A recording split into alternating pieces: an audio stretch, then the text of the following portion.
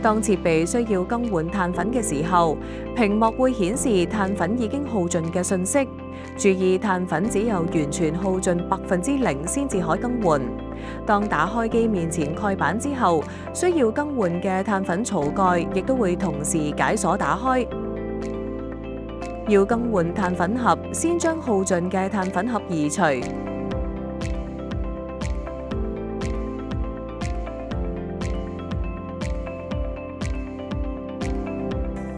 取出京瓷香港原裝嘅新碳粉，打開包裝，並將碳粉盒同塑料回收袋一併取出。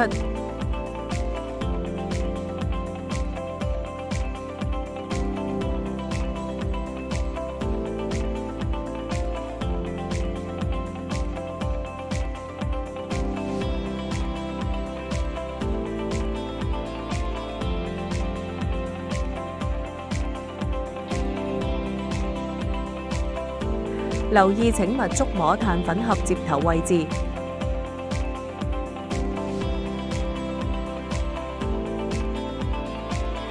處理舊碳粉盒前，先取出塑料回收袋，打開回收袋，將舊碳粉盒放入並包好，再做回收處理。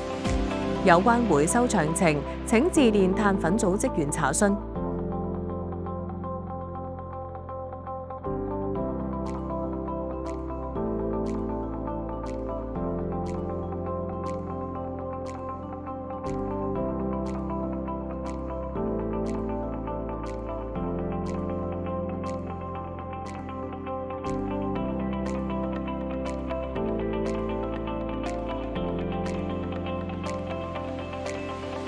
安裝新碳粉前，輕拍碳粉盒，鬆動碳粉。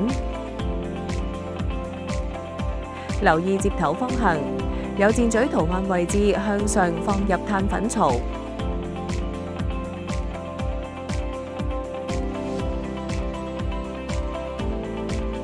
碳粉盒放入嘅時候，要稍用力推到底。最後關上碳粉槽蓋同埋機面前蓋。